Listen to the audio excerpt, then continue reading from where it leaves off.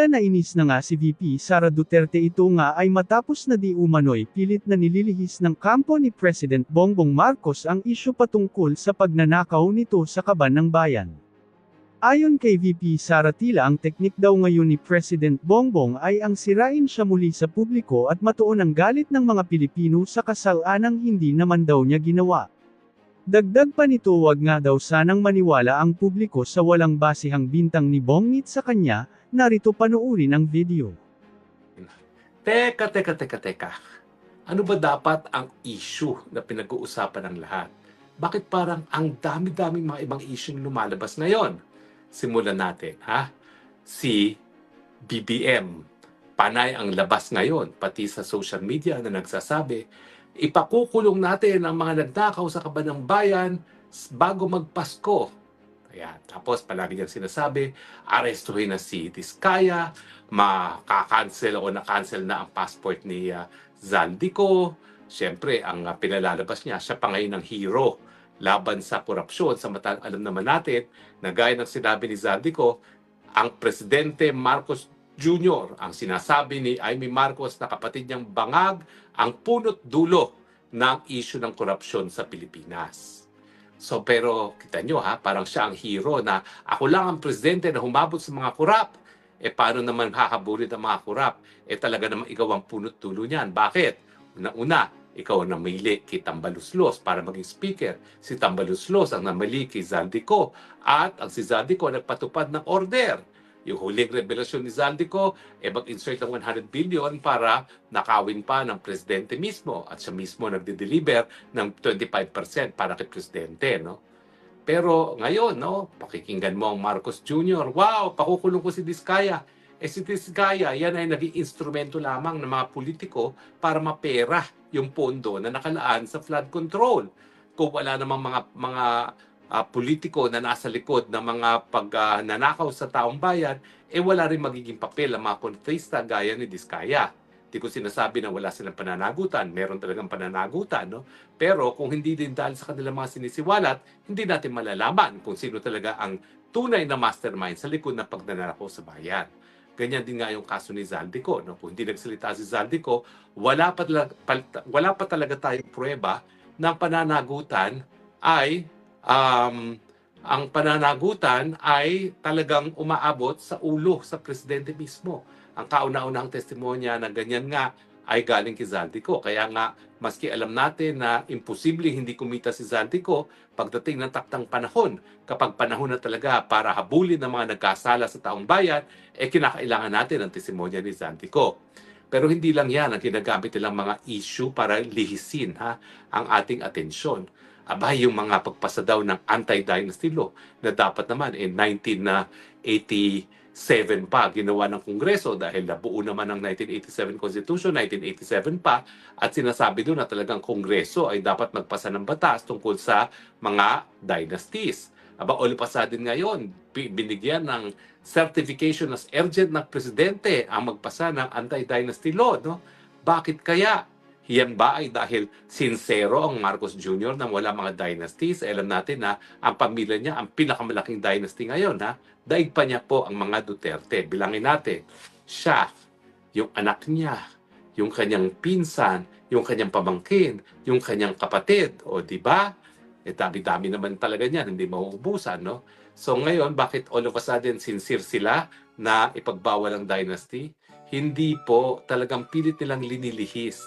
Pilit nilang pinalalabas ngayon si Marcos Bangag Jr., yan isang ayon sa kanyang kapatid na si Amy, na unang-una, siya talagang hahabot sa mga kurap at siya ang sigurado na magkakaroon ng batas na nagbabawal sa political dynasty na matagal nang hindi nangyayari, no? Bagamat matagal na siyang obligasyon ng gobyerno. Tapos ito na naman ang issue ng Madriaga na si VP Sara daw ay gumamit ang pera ng mga drug lords at ng pogo money during eleksyon, no? At sinasabi nga na wow, ang dami, 1.99 billion ang pinamigay ni Inday Sara sa kung kani-kanino na hindi naman malinaw kung bakit mamimigay ng ganyang kalaki si Inday Sara. Bagamat ang mga demanda sa kanya, ang pinakamalaking demanda, yung naihain nung makalawa, 660 million. No? Hindi ko alam kung saan ang galing na naman yung 1.9999 na yan. So, ibig sabihin na naman, Ayaw na naman ng Malacanang na matutok ang atensyon ng taong bayan doon sa mga tao na lumamon ng flood control projects, dahilan kung bakit lumalangoy tayo sa tubig baha tuwing panahon ng tag-ulan. Well, ano niyo po, sa crisis PR, public relations, yan ay tinatawag na let's deflect the issue. Huwag natin pag-usapan ang mga issue na dapat talagang bigyan ng atensyon, gugulan ng atensyon, lihisin natin ang issue nang sa ganon, mawala ang sisi doon sa dapat nating sisihin at sa tingin ko, ang lahat ng sisi ay nakatutok kay Ferdinand Marcos Jr. Hindi po importante yung mga sinasabi nila ngayon na di umano'y tumanggap si VP Sara ng pera sa mga drug lords. Una-una po ha, kung totoo yan, edi Comelec ang dapat naghahabol niyan. Bakit hindi na-declare sa SOCHE? Okay? Ano naman kinalaman ng Madriaga kung talagang nagamit yan sa eleksyon, no? At saka walang kahit anong testimonya si Madriaga na nagbigay siya ng pera diretso kay VP Sara, no? Mali ang sinasabi nga lang niya, siya ay nag-deliver ng mga pera at least 4 na beses, pero hindi malinaw kung kanino. Yung isang beses, nakita lang niya na nasa isang sasakyan na dinerive daw ng isang asawa ng abogado sa isang ombudsman. It turns out, yung asawa ng ombudsman lawyer na leon, isang attorney kilala, hindi nagda-drive. So paano niya nakita nagda-drive yung asawa hindi nga marunong mag-drive, no? Nakakatawa naman itong mga ito. Pero yung mga bagay-bagay na yan, kung sila tumanggap ng campaign fund sa SOCHE, dapat Comelec ang nag-iimbestiga niyan at walang iba. At saka bakit ngayon lang lumabas? Yan yung nakapagtataka. Kaya talaga alam ko itong si Madriaga, para lihisin lang ang issue. Dahil sa katagal-tagal naman nakakulong na siya. 2023 pa siya nakakulong. Magtatatlong taon na siya sa kulungan. Bakit ngayon lang siya nagsasalita? At bakit doon sa kanyang mga counter affidavits na na ginamit niya laban dito sa kasong kidnapping na nakabinbin ngayon dahil lang kung bakit siya nakakulong, wala naman siyang kahit anong sinabi na siya ay taong gobyerno nung nakaripas. Ang nakita lang nga lang namin isang confidential agent ID ng NBI na hindi ibig sabihin siya ay isang empleyado ha. Confidential agent, informant lang yan. Wala talagang employer-employee relationship sa panig ng Madriaga at ng NBI. Pero lahat itong mga isyong ito, yung mga anti-dynasty law, yung mga paghahabol daw kay Diskaya at kay Zaldico, yung ngayon, mga issue laban kay BP Sara, lahat yan, ang intention nila, malimutan natin na ang issue pa rin ngayon ay ang pinakamatinding korupsyon sa kasaysayan ng Pilipinas, at least 1 trilyong pisong nawala, pondo na nakalaan sana sa flood control projects na linamo ng mga buhaya. At ngayon, alam na natin, dahil nga sa testimonya at video recording ni Zaldico, na ang talagang mastermind ng trillion peso plunder ay walang iba kundi ang presidente. Kasabwat ang kanyang pinsan na si House Speaker Martin Romualdez aka Tambaluslos. Kayo ba? Nagpapadala ba kayo sa paglilihis? Nakalimutan na ba ang katanungan natin is bakit kasi pinirmahan ng isang presidente ang isang napaka-anomalyang pantaunang budget na tinatawag natin na pinakakorap na budget sa kasaysayan ng Pilipinas. Di ba kung meron pananagutan para sa pinakakorap na budget na naipasa ng Kongreso, yan ay dapat yung presidente na siyang naglagda, nagbigay ng kanyang lagda, naglagay ng kanyang lagda para maging epektibo ang pangtao ng budget. Bakit ngayon sasabihin niya hugas kamay siya na parang siya pa ngayon ang hero? Hindi ba? Pati nga yung mga sinasabi ni Zaldico, lahat ng budget, utos ng presidente, tagasunod lang siya. At ako naman, naniniwala ako dyan. Dahil sino ba naman ang isang party list congressman, mas malakas pa siya, Tambaluslos, na siya mismo ang gagawa ng mga pulisiya kung paano babuyin ang budget, kung paano lapain ang budget, kung wala itong approval ng presidente mismo. Wala naman siguro ganung katapangan si Zaldico para gumimik on his own. At the very least talaga, yan ay may basbas ni House Speaker Martin Tambaluslos Romualdez at kaya naman sunod-sunuran itong si Zaldico dahil alam niya na utos yan na nanggagaling sa presidente mismo. Diba? So wag po tayo magpapadala ha. Talagang kapag walang depensa sa malinaw na mga kaso ng pandarambong, ang gagawin nila, ililihis ang issue. Para sa ganun, ang maging buntong ng ating galit ay ibang tao, hindi ang tao na dapat talagang pagbuntungan ng galit, at yan ay walang iba kundi ang presidente mismo. Kayo ba'y naniniwala dun sa sinasabi nila na corrupt si VP Sara? Mantakin mo, yan ang, kumbaga, ipinapalit nila sa debate ngayon kung talaga bang unang-una, magnanakaw ba si Marcos Jr. Gaya ng sinabi ni Zaldico. At pangalawa, bangag ba si Marcos Jr. Gaya ng sinabi ng sarili niyang kapatid na si Amy Marcos. Ano na nga pa na mangyayari dyan sa issue na bangag si Marcos? Yan ba ay tatapusin natin matapos na magsalita ang kapatid ni Amy Marcos na bangag nga ang kapatid niya? Ganun na lang ba yun? Ibabaon natin sa limot dahil ang presidente ngayon walang ginawa kundi umapit sa social media at sinasabing linalabanan niyang korupsyon. Di ba sila nakakapansin na kahit anong paglihis nila sa issue, wala naman naniniwala na wala silang kinalaman sa korupsyon. Sa tingin ko, kung magkakasurvey tayo ngayon, well, nagkaroon na ng survey na talagang nagpapakita na 80% ng ating mga taong bayan ay talagang naniniwala na matindi ang problema ng korupsyon. Pero ang dapat na i-survey ngayon, naniniwala ba kayo na gaya ng sinasabi ni Marcos Jr., siya walang kinalaman dito sa mga pagnanakaw nito? Sa tingin ko, kung kayo naniniwala na walang kinalaman ng Presidente Marcos dito sa issue ng korupsyon ngayon, lalong-lalo na sa flood control, akitera po kayo, may bebenta ako sa inyong lupa sa ilalim ng tubig. Dahil wala po, talagang super bobo na lang maniniwala na walang kinalaman ng Presidente. Dahil unang-unang nga po, siya ang nagpo-propose ng pantaon ng budget at siya rin ang pumipirma ng pantaon ng budget.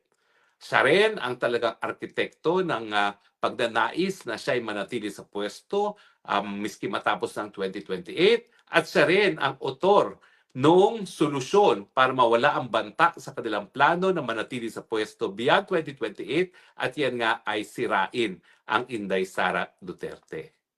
Mabuti na lang talaga matalino ng taong bayan. Kahit anong ibato nila kay VP Sara, pinaka-trusted pa rin si Inday Sara. Pinaka-satisfied pa rin ang taong bayan kay Inday Sara. At syempre, kung magkakaroon ng eleksyon, bagamat lahat ng putik ay binato na kay Inday Sara pa rin ang iboboto ng taong bayan. Ang inaasahan ng mga bangag, dahil matagal pa raw ang 2028, may panahon pa silang sirain si Inday Sara Duterte. Kaya nga yung mga madriyagang yan, lumalabas. Pero mabuti na lang talaga, hindi rin pinaniniwalaan si Madriaga kasi nga, I took up the law at San Sebastian College. Instead of I took up law at San Sebastian College. Kasi sino ba naman yung natapos ng kolehiyo, natapos ng law school na hindi man lang marunong ng basic grammar, no? Hindi na makapanipaniwala yan. Tsaka syempre, yung nakakatawa nga, sinasabi niya, kaya sila magkasama ni VP Sara, dahil magkasama sila sa San Sebastian Law. Kaidaran ko pala yung Madriaga na yan. No? Kaya lang, 1995 daw siya nag-graduate. No? At 1995 din siya hindi pumasa ng bar. No? Pero kung magka-calculate po kayo, 1995, teenager pa lang si Inday Sara Duterte, paano naman siya maging estudyante ng batas at paano naman sila naging magkasabayan dyan sa San Sebastian Law. Well, ang katotohanan po niyan, ang pagkakaalam ko, parang isang semestre o isang taon lang nag-San Sebastian si VP Sara dahil siya naman yung nagsimula ng kanyang pag-aaral ng batas sa San Beda Law. So sandaling-sandali lang po siya ng San Sebastian at syempre ang karamihan ng mga naging kaklase ni Inday Sara ay mga taga San Beda pa rin. Bagaman totoo po na talagang nag-graduate siya sa San Sebastian Law School. So kayo po, taong bayan, nasa sa inyo na yan. Ang gusto nila, makalimutan nila ang issue ng magnanakaw ba ang Marcos Jr. at bangag si Marcos Jr. Hindi ko na po tinatanong kung bangag si Marcos Jr. Sinagot na po yan ang sarili niyang kapatid. Sinagot na po yan ang pulboronic video. Sinagot na po yan ni Agent Morales at na kanyang confidential source. Sinagot na po yan ni Cathy Binag at sinagot na po yan ni Tatay Digong dahilan kung bakit nakakulong ngayon si Tatay Digong sa Dahig. Ang issue, taong bayan, alam na natin na bangag ang presidente. Alam na natin hindi niya kayang bigyan ng solusyon ng taong bayan. Anong ginagawa natin? Nagmarcha tayo, nagrally tayo, ang lalaki ng rally natin. Pero ano pa rin ang ginagawa natin? Nandyan pa rin ang bangag. Hindi pa rin nagkakaroon ng solusyon ng aking problema. Nandyan pa rin ang ekonomiya natin na patuloy nang bumabagsak, yung ating turismo na talagang pinakamasama na sa buong Southeast Asia, yung ating piso na pinakamahina na sa buong daigdig, at ating stock market na pinakamahina na sa buong daigdig. Ano pang gagawin natin? Naintindihan ko kung bakit isang beses isang taon, nais ng mga Pilipino maging maligaya tuwing araw ng Pasko, no?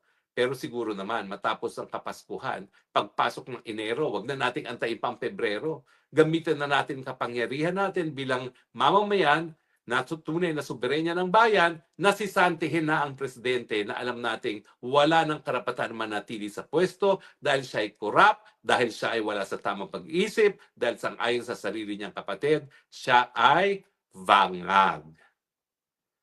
Ako naman, ulitin ko po ha, kapag bangag ay presidente, tignan niyo yung ginagawa.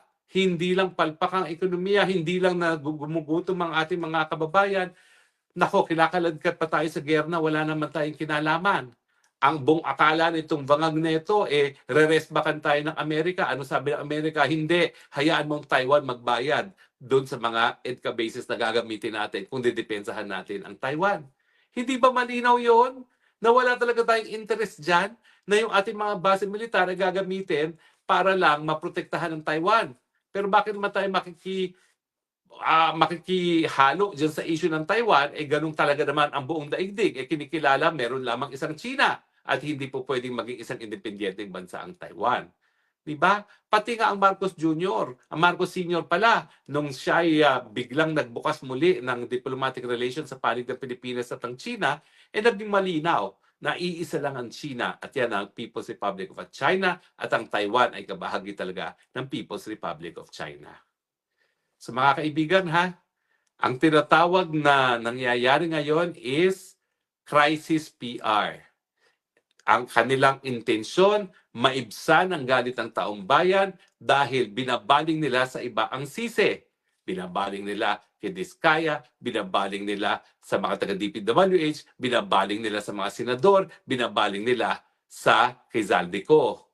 Pero isipin po natin muli ha, siya nag-propose ng budget, siya nagpirma ng budget, siya ang talaga ng House Speaker na nasa likod ng lahat ng mga insertions na in turn ay nagtalaga ng chairman ng Committee on Appropriations para ipatupad kung anong gusto mangyari ng presidente.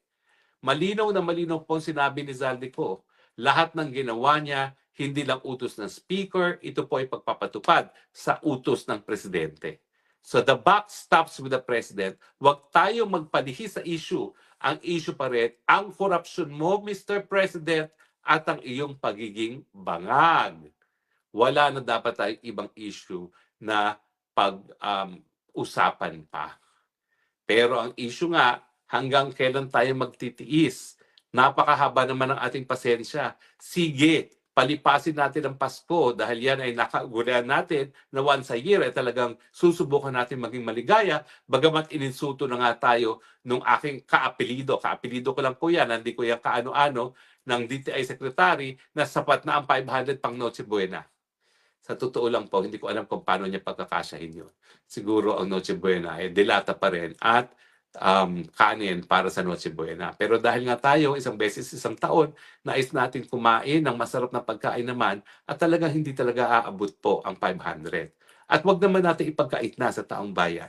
Yung once a year na masarap na kakainin, dahil once a year, kahit ganong hirap ang buhay nila, nais naman nila magkaroon ng kaligayahan, magkaroon ng maligayang Pasko dahil ang Pasko ay ang kaarawan ng ating Panginoon na nagbibigay ng pag-asa na magkakaroon din ng bukang liwayway sa Pilipinas na mawawala rin ang salot sa lipunan. Ang pangalan ay Marcos Jr. at kanyang buong angkan at ang kanyang mga cronies at magkakaroon tayo ng bagong panimula sa Pilipinas.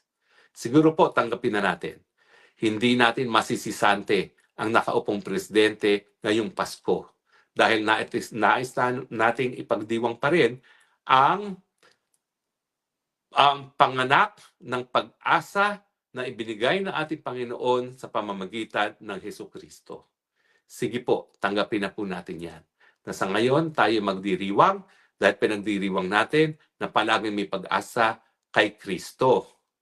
Pero sana po, pagdating na Enero, huwag na tayo mag-antay pa. Huwag na tayo magpatumpik-tumpik. Gamitin na po natin ang kapangyarihan na 2 beses na natin ang gamit sa ating kasaysayan. Mag-people power na tayo. Sisantihin na natin ang walang silbing bangag na presidente. Pwede ba ho yun? Dahil kung hindi po, ang wika nga ng kasabihan, nasa Diyos ang ang awa nasa taong gawa. Siguro naman po, pag hindi pa tayo gumalaw matapos ang Pasko, sisihin na lang natin ang ating sarili dahil sa ngayon po, pinagtatawanan na talaga tayo sa buong daigdig kung bakit tayo hindi pa natin pinaalis sa pwesto ang isang taong vangag bilang isang presidente. Naintindihan ko po na kinakailangan lahat tayo maging maligaya tuwing Pasko dahil sa ating pananampalataya, ang Pasko naman talaga ang talaga nagbibigay ng pag-asa na lahat po ng problema masusolusyonan sa tulong ng Panginoon. Ang ating pong pamagat ngayong hapon, pantakip si VP Inday. Pantakip si VP Inday. Pamatay sunog si VP Inday. No? Yan ang ginagawa nila at tatalakayin po natin bakit naman natin sinabi na pantakip si VP Inday. No? Bago po lahat, ang layunin po ng ating tinig maisog ay upang mabigyan kayo ng tamang gabay, ng tamang impormasyon, makabuluhang impormasyon at pananaw mula po sa akin.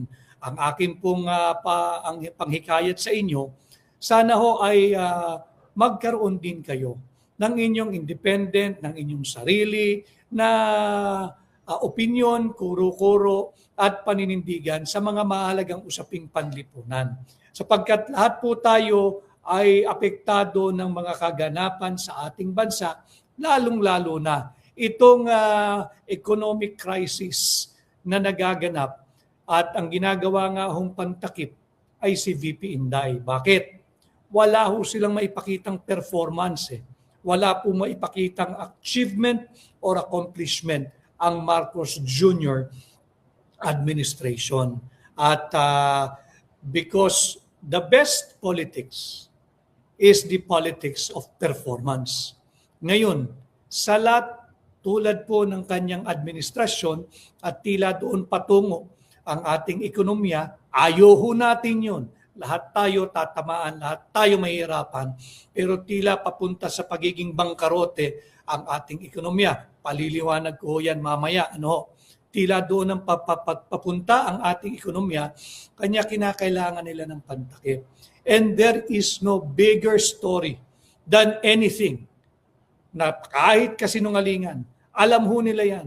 Anything that talks about Vice President Inday Sara Duterte, pinakikinggan, pinanunood, binabasa, sinusubaybayan ng higit na maraming sa ating mga Pilipino. Kanya ginagawa nilang pantakip si Vice President Inday Sara Duterte. Saan ho? Ito po ay kakapadala lamang sa akin para lang din ho makita ninyo. Ito po ang projection ng ating ilang araw na lang ho kasi today is December 12. Tapos magkakaroon na tayo ng mahabang mga break papuntang Pasko, papuntang Bagong Taon. Mabibilang na lang ho sa ating daliri yung nalalabing working day o yung meron pang transaksyon, hanap buhay pa, bago po pumasok yung napakaraming walang trabaho, walang opisina, walang eskwela, dahil nga po patungo na tayo sa pinaka-aabangan holiday celebration of the year. Ito nga po yung Kapaskuhan. Next Tuesday, magsisimula na po ang simbang gabi at pag-usapan din natin yung mga ibang leader ng simbahang Katoliko na hanggang ngayon, manhid, bulag, pipi at bingi. Pag-usapan din ho natin yan. So ito ang ating pambungad.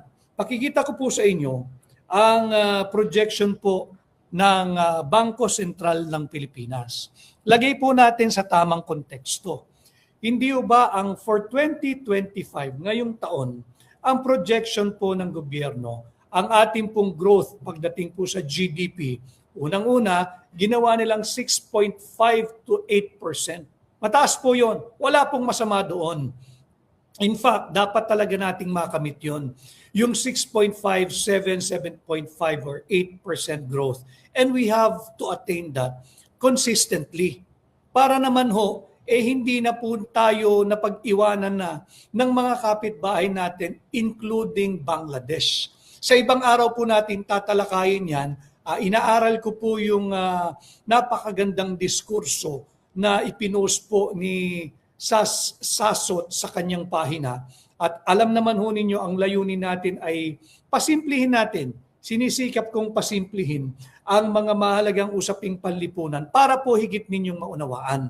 Yung kay sasot, maganda po yun. Pero bigyan nyo lamang po ako ng ilang araw, aking pong susuriin pa at ilalahad ko po sa inyo in a more simple terminology, yung kanya pong paglalahad doon. Dahil doon makikita ninyo yung sad if not sorry state of our economy today. Today. Napag-iwanan na po tayo at meron po siya doong comparative analysis na kung gusto nating ma-overtaken muli ang Bangladesh, kasi po nung 1990s na una po tayo economically, ahead po ang Pilipinas sa Bangladesh. And this was just like 20, 25 years ago. Ngayon po, linampaso na tayo. At kung hindi tayo makakaangat sa ating mga targeted GDPs for yung as stated in yung sa PDP, hindi po yung partido, yung Philippine Development Plan, hindi na po natin ma-overtaken. Hindi na po tayo makakadikit. Hindi na po tayo makakalapit. Kahit dito sa Bangladesh, na minsan na nating napag-iwanan ng milya-milya economically. So ngayon, ang third quarter GDP ng Pilipinas ay at 4%. The lowest in 4 or 5 years. Yung 4% GDP ng Pilipinas. Bakit po mahalaga iyon? Sapagkat doon natin masusukat kung meron ba talagang gumagalaw na economic activity sa ating bansa. Wala po Di ba ang ginamit nilang pera natin, ibinuhos nila sa AKAP, diyan sa AIX, diyan sa kung ano-anong tinatawag nilang ayuda. Ang kanilang layunin to stimulate our economy. Yun po ay bahagi ng pambubudol ng kasalukuyang administrasyon. That program, yung unconditional cash transfer, that was never meant to stimulate our economy.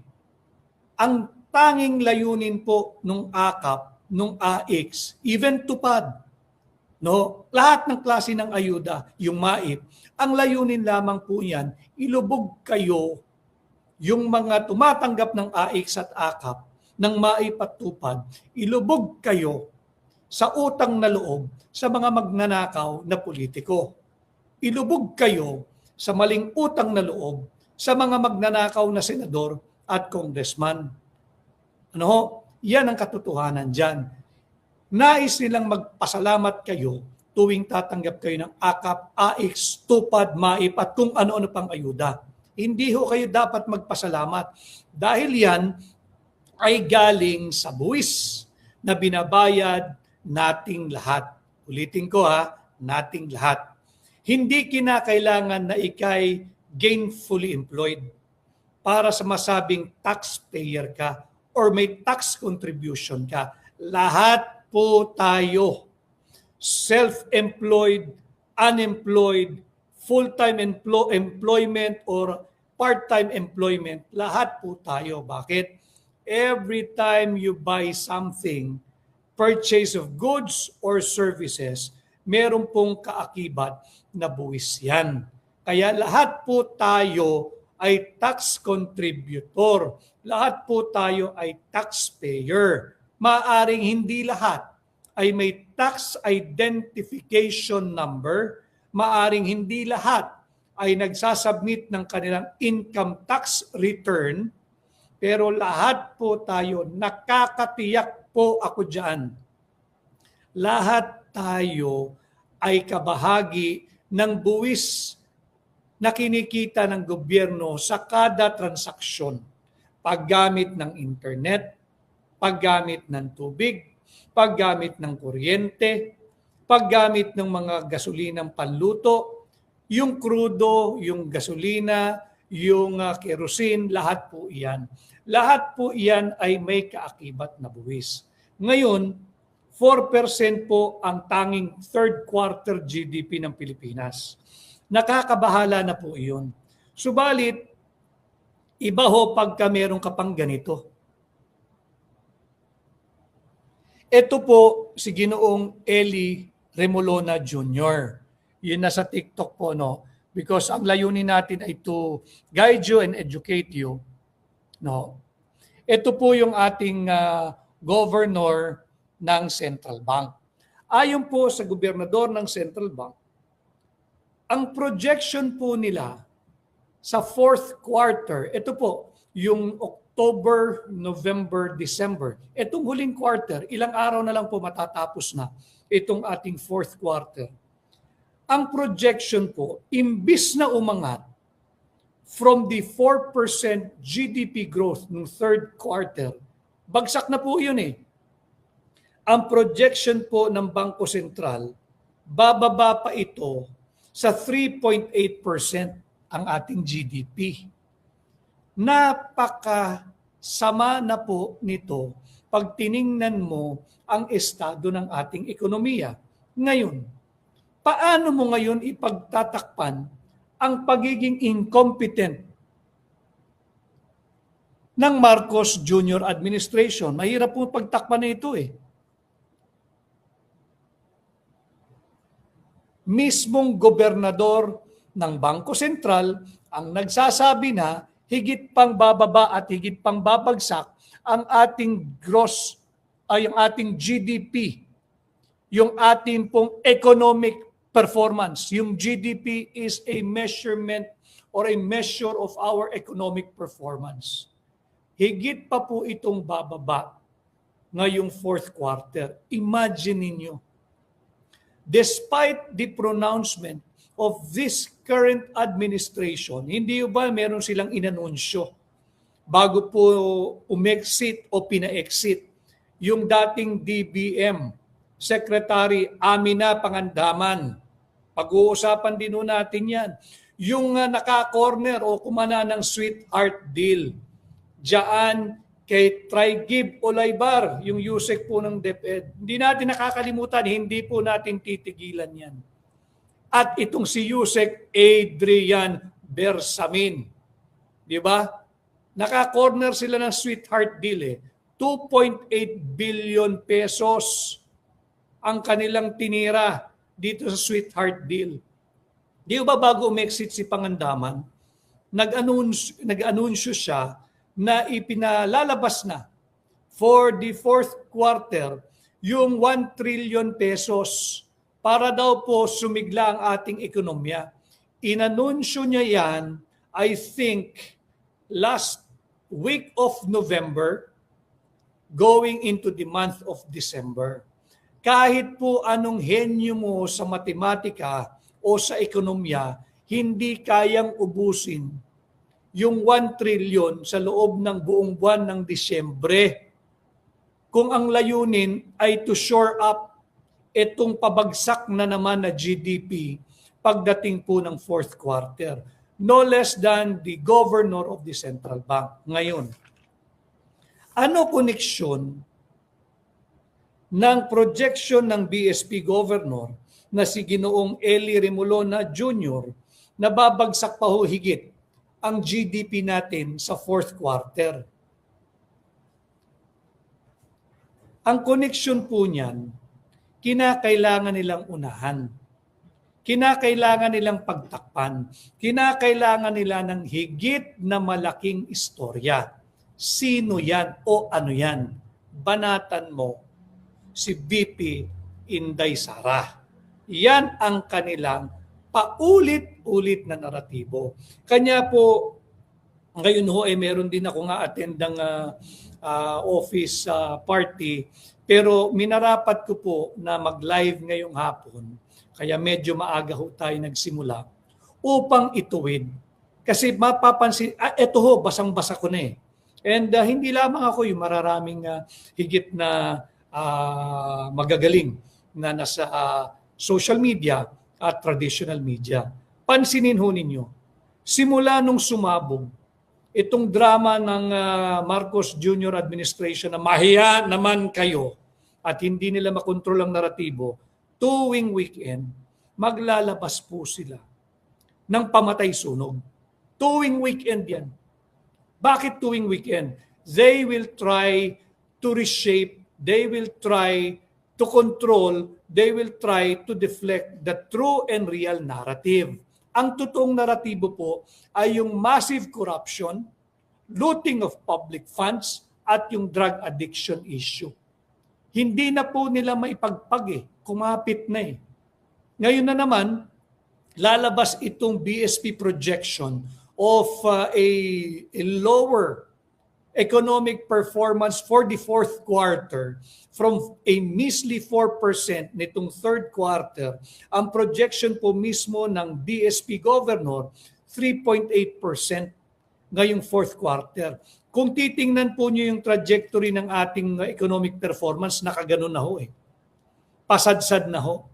Ang hirap na pong iganito niyan. At most, baka pwede dahan-dahan. Nakaganon na po tayo Bakit? Wala nga pong kumpiyansa yung mga banyaga o foreign at local investors and businessmen to do business in our country. Why? Again, borrowing the words of the President of South Korea when he withdrew yung kanila pong naaprubahan ng 28.8 billion pesos loan sa Pilipinas due to massive corruption and looting of public funds.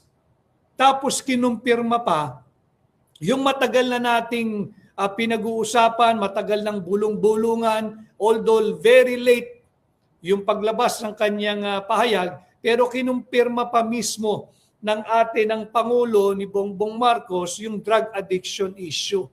So paano ka ngayon magtatransact sa isang pamunuan, sa isang administrasyon who is hounded by massive corruption,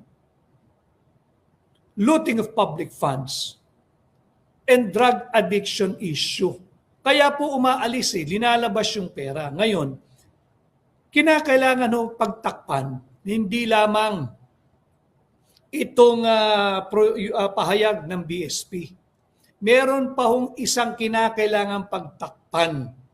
Yung 15 ng Disyembre. 15 ng Disyembre.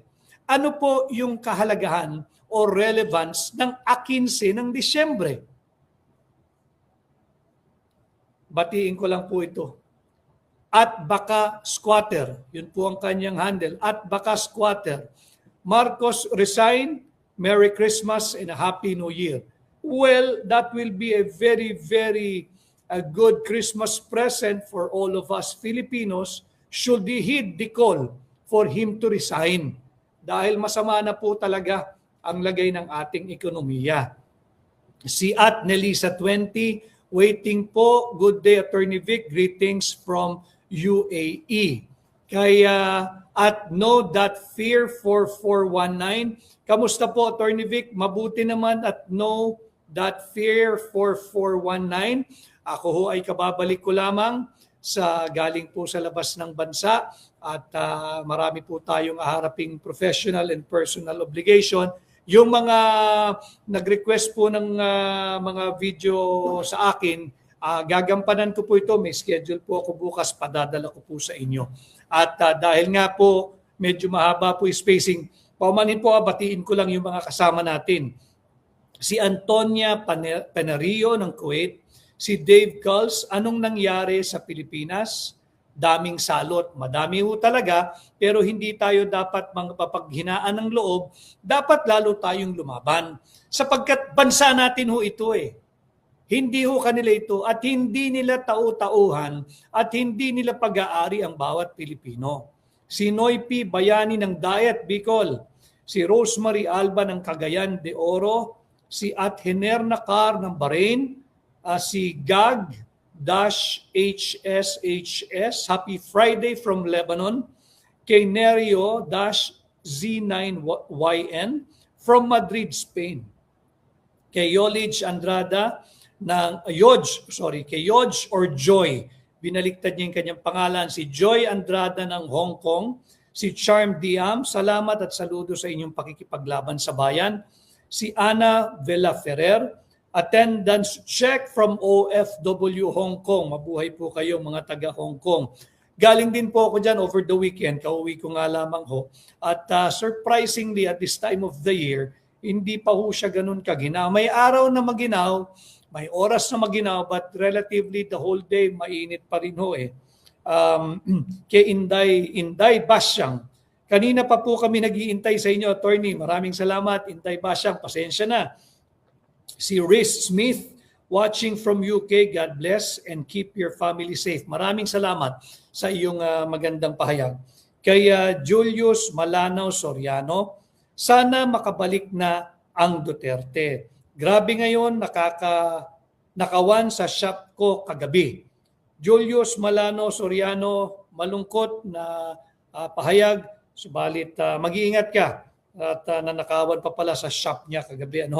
Si Ivy, kahit ilihis nila ang issue ng flood control, wag ho tayong pumayag at hindi dapat malihis. Ang korupsyon, ang gawing ingay ang demanda kay VP, kahit ilihis nila ang issue ng flood control and corruption at gawing ingay ang demanda kay VP Inday, hindi na naniniwala ang tao dahil masyado ng halata. Agree. They did not file cases against billions na ninakaw, kaya millions ang pilit na hinahanap. Kaya nga po yung pare, Katoliko ho ako stakeholder ako sa Catholic community, sa Catholic Church. Yung pare na nakasuot pare pa kanina, yung Father Flaviano Villanueva ng SVD. Anong nangyari sa iyo, Padre? Doon sa trilyong pisong nakawan, hindi ka galit? Sa gawa-gawa kaso at issue laban kay BP Inday, naggagalit-galitan ka? Tama yung sinabi ng iyong patron. Mahiya ka naman, ikaw ang dapat tamaan nun. Wala ka na sa ayos. And I have the right to speak dahil ako po ay bahagi ng komunidad ng Katoliko. At nagsuot pari ka pa, so may karapatan akong pumuna din sa'yo. Dahil ipokrito yung iyong pag-aakto kanina, na galit ka sa korupsyon, sinabi na ng COA na wala nga. Yung notice of disallowance is not equivalent to malversation. Yung notice of disallowance, ibig sabihin lamang kulang ka pa sa documentation. Ano ho ang ginawa ng tanggapan ng pangalawang Pangulo? Di kinumpleto yung mga kulang na dokumento. Sa tanging OVP lamang ho ba ang nakakatanggap ng notice of disallowance? Hindi. Normal po iyan sa lahat ng tanggapan hanggang barangay level. Yung notice of disallowance, 5-5 po iyan pag ikay na sa gobyerno. Normal po iyan. Ang abnormal, pag hindi mo kayang tupdin yung kaukulang documentation na hinihingi ng Commission on Audit. Yun ang problema ngayon ng mga sangkot that goes all the way to the top dito sa Flood Control Fund anomaly, sa flood control ghost projects at yung substandard na flood control or flood mitigation projects. Si Emmanuel Fillartos, attorney, hindi na kaya ng Filipino ang 3 taon pa ni Bonget. Kaya nga po ang ating panawagan, mag-resign ka na. Maawa ka sa Pilipino, take the high road, magsakripisyo ka, kesa naman yung mga matagal nang nagsasakripisyong Pilipino na umasa sana sa iyong matinong liderato ang araw-araw mong binibigo hanggat ikaw ang nariyaan sa Office of the President. At kinakailangan na siyang magbitiw, mag-resign. Wala pong sedition dito. Ulitin ko, wala pong sedition dito. Nakaukit po iyon sa ating Article 7 ng Saligang Batas. Sabi ko nga nung huli nating diskurso, hindi ba? There are 4 recognized method or mode for creating a vacancy in the Office of the President. Permanent disability, death, removal from office, malawak po ibig sabihin nun, removal from office at resignation. Kung merong probisyon sa ating saligang batas, ibig sabihin ito ay lawful, ito ay constitutional. No? bagsak na po lahat piso natin. Ekonomiya, stock market, walang investor, wala na ring turista. I fully agree with you, Emmanuel Filartos. Basahin ko pa po yung iba, iba pa yung nandirito, para ho maging interactive sapagkat ulitin ko, ang ating pong layunin, kitang-kita na natin pag magwi-weekend po, maglalabas sila ng maling naratibo para po yun ang pag-usapan ng mga pamilya over the weekend, mga barkadahan, ng mga grupo ng kooperatiba, sa barangay level, sa terminal ng jeep, ng taxi, ng bus, ng tricycle, ng padjak, yung ating mga kapatid na magsasaka, yung mga mangingisda, ito po'y itutuwid natin, yung maling naratibo. Ginagamit po nila ang mga maling storya, ginagamit po nilang pantakip si Inday sa issue po ng kanilang korupsyon, drug addiction, at incompetence, at bagsak na ekonomiya. Si Noel Torrefiel, Israel, watching from Duncan, BC, Canada. Si Hener Gallego ng Guimaras. Hi, Hener. Kay Saville Pio 393, thank you for doing this. Thank you also for following ito pong page. Kaya ako po ginagawa ito para sa inyo. Dahil kahit saan po ako magpunta, ang dami nagsasabi, ituloy mo kung pwedeng araw-araw.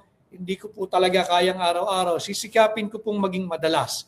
But I will not promise you something that I personally think and believe will not be able to fulfill or deliver. And one of which is to do this live every day sapagkat meron din po tayong mga professional at personal obligation na kinakailangan nating harapin. Si at Shoni Havillana, Attorney Vic, wala na talaga mag-invest sa Philippines. Kasi worldwide na ang issue ng korupsyon. Nakakaya na po ang sitwasyon natin ngayon. Si Floral Scent 76. Attorney Vic, laban po from Hong Kong. Thank you, Floral Scent 76. Si Elisa Orevillo ng Barcelona, Spain. Kaylin Agustin, OFW Brunei. Si Julian World. Ipokrito ang paring yan. Yan din yung pari na umamin na 15 years siyang nagda-drugs. Ganun ba? Dati pala siyang drug addict. At least siguro nahinto na niya yung kaganyang paggamit ng droga kung atin siyang paniniwalaan. But based kay Julian World, ipokrito ang paring yan. Yun din ang pari na umamin na 15 taon siyang nag-drugs. Naging drug addict. Maraming salamat sa information. So ito nga po, yung December 15, ano yung significance? Ano yung relevance? Ano yung kahulugan? Bakit kinakailangan nilang ilihis ang ating atensyon, ang inyong atensyon sa December 15, sa darating na Lunes na po iyan? Let me refresh your memories. Dahil marami po kayo, meron po tayong almost 1,800 live viewers. Let me refresh your memory, ladies and gentlemen. Hindi ba sinabi mismo ni Bongbong Marcos, by December 15, may makukulong, may kakasuhan, meron na kung ano-ano. Hindi po magaganap yan. Hindi po magaganap yan. Sa Lunes na po ang December 15. At bago magkasingilan, kinakailangan nila ng pamatay sunog. Sino yung pamatay sunog? Walang iba kundi si VP Inday Sara Duterte. Bakit? Higit na malaking istorya po, anything about VP Inday, anything about Dutertes, kay Pangulong Duterte, mapa kay VP Inday, mapa kay Congressman Pulong, mapa kay Mayor Baste Duterte na ating kaibigan, kahit siguro kay Kitty Duterte. Basta't Duterte, higit na malaking istorya kesa sa kanila, kesa sa kasalukuyang administrasyon. Bakit? Kagaya po kung paano nila pinabagsak ang ating ekonomiya, ganun din po salat bangkarote ang approval at acceptance rating ni Bongbong Marcos. Di ba yung survey nung huli, hindi ko alam kung nag-erase na ako eh. Yung papakita ko sa inyo, meron po akong kinonsulta dahil nga iba-iba, tila iba-iba yung interpretation at pagbabasa ng resulta ng survey na ito. Ito, yung pinakita ko last time. Dito pa. Ito. Dito, ang nagsasabing siya ay mahusay, sama na puro na yung lubos na mahusay at mahusay lang, ay 21%. Ang hindi sigurado ay 32%. At ang lubos na hindi mahusay, yung nagsasabing lubos na hindi mahusay, si Bongbong Marcos sa kanyang pamamalakad sa ating gobyerno. Kasama na po dyan yung lubos na hindi mahusay at yung hindi mahusay. 47%. May nagsasabi na ang kanyang net approval base dito sa performance assessment of Bongbong Marcos Jr. ay 21%. Meron man nung sasabing hindi pwedeng 21. Kasi 47% yung hindi sang-ayon na nagsasabing hindi mahusay ang kanyang pamamalakad. At yung iba, pag binabasa po yan, at ganun din ang aking pagbasa. Hindi po ito pagbasa nung nag-survey na kumpanya, yung WR numero Philippines Public something. No? Yung 47 po ang disgustado eh. 21% lamang ang sang-ayon. Pag binasa mo po yan, matitira sa kanya negative 26%. Yan po ang kanyang performance assessment ng mamamayang Pilipino, negative 26%. Lalabas pa ngayon, siguro by now umikot na po yung projection ng Bangko Sentral ng Pilipinas mismo. Sa fourth quarter, ang ating GDP, yung projection ng Bangko Sentral ng Pilipinas ay 3.8% na lamang. Yan po ang projection ng Bangko Sentral ng Pilipinas. Masama po iyan, madilim na larawan po ng pagsasalarawan po ng ating ekonomiya. Balik po tayo sa pantakip si VP Inday. Saan? Dito sa sumasadsad nating patuloy na ekonomiya at hindi ko po nakonsulta yung ating mga nasa banking industry. Hindi ko po natitiyak magkano nagsara ngayon ang trading sa palitan ng sa foreign currency trading. Baka po meron taga-bangko na narariyan, ano po tayo, message po kayo magkano nagsara. Mag-message po kayo kung magkano nagsara yung palitan po ng piso sa dolyar ngayong araw. So, yun nga po, yung December 15, yung budol na ICI, na naglayasan na po yung may mga magagandang pangalan. Isa na lang ho natitirang may magandang pangalan dyan eh. Yung dating country manager, CPA, at country manager ng SGV. Yung pangunahing auditing at tax advisor company or firm, yung Miss Rosana Fajardo. Yung dalawang may magandang pangalan, lumayas na po eh. Bakit? Budol ho kasi. Budol ho yung ICI. In fact, yung ako'y hanga talaga eh. Doon sa taong unang napisil at napusuan, I think she was offered to be the chairperson of the ICI. Dati po itong bahagi ng kataas-taasang hukuman or Supreme Court, si dating Associate Justice Bernabe ng Supreme Court. Tumanggi siya for personal reason perhaps, pero magandang desisyon yung kanya. Naglayasan na po doon eh. Naglayasan na po yung mga matitinong tao sa ICI. Ang natitira na lamang ho dyan, sa mga natira dyan, ay yung Miss Rosana Fajardo. Ganito pong projection na mismo ang BSP na 3.8% na lamang ang kanilang projection or forecast sa ating magiging economic growth or performance for the fourth quarter. Pumasok po yung information ngayon, ang US dollar to Philippine peso ay 59.097 centavos. Nasa 59 pesos pa rin po ang halaga ng $1 kontra piso. Bakit mahalagang pag-usapan din ho ito? Hindi niyo ho ba napansin? At this time of the year, bumubuhos na po yung inward remittance ng ating mga mahal na overseas Filipino workers at Filipino migrants. At this time of the year, papik na po ito dapat nagte-temper or napapakalma na po natin. Bumababa na po dapat yung halaga ng dolyar kontra piso.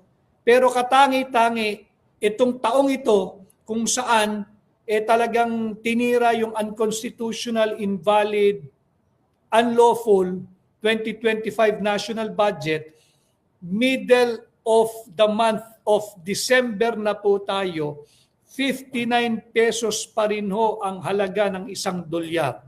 Ang katumbas ng isang dolyar. Masamang pangitain po ito. Alam nyo po lahat yan, yung mga mahal nating overseas Filipino workers and migrants. Alam ninyo, hindi ninyo matiis yung inyong mga mahal sa buhay na kahit paano maitawid natin ang Pasko. Kaya nga kayo nagpakalayo-layo, naghanap ng mas magandang oportunidad o di kaya'y oportunidad upang masuportahan ang inyong mga mahal sa buhay dito sa Pilipinas, nagpapadala talaga kayo ng inyong remittance. Lumalakas talaga, bagamat panandalian lang, ang ating piso kontra dolyar. Okay na rin po yun. Kung makahinga tayo ng 3 linggo hanggang 1 buwan, hanggang 1.5 buwan, bumaba, lumakas ang piso, para naman yung purchasing power ho talagang bumuti rin. Pero ito katangi-tangi, mataas pa rin po ang dolyar. Baka pag sinabi ninyo, di ba mabuti yun? Mataas yung dolyar, mas maraming mabibili yung pinadalang pamilya rito. Yun nga po sana yung magandang senaryo. Kanya lang, patuloy pong tumataas ang presyo ng mga bilihin. No? Kaya nakakatakot ito, kinakailangan nilang pagtakpan. Sino? Pagtakip, siyempre si VP Inday. Lahat po iyan. Hanapin po natin sa Lunes yung deadline. May kaso na ba? Si Yusek Adrian Bersamin? May kaso na ba si Yusek Trygiv or Trygiv Olaybar? Gigulo Nakakuha ng sweetheart deal kasama si Secretary Mina Pangandaman Diba yung sweetheart deal nila na 2.8 billion pesos? Hindi ba't nasa affidavit ni dating DPWH Yusek Robert Bernardo na kung ilang ulit siyang naghatid ng kwarta kay Yusek Trygiv Gigulo Olaybar ng DepEd na naka-corner ng sweetheart deal kasama si Mina Pangandaman, ang dating kalihim ng DBM. Kasabwat, itinuturo si Yusek Adrian Bersamin. Nasaan na? December 15 na sa Lunes. Budol ICI. Wala na, lusaw na kayo. Fold up, ligpit na, pack up na, uwian na. Bakit? Pera po namin ang ginagamit ninyo sa pang-araw-araw na pambubudol ninyo sa aming mga Pilipino. Kumbaga po doon sa tinatawag na double dead, yung bawal ibenta, 2 beses, 3 beses, 4 na beses nyo po kaming pinagluloko Binubudol nyo kami paulit-ulit araw-araw.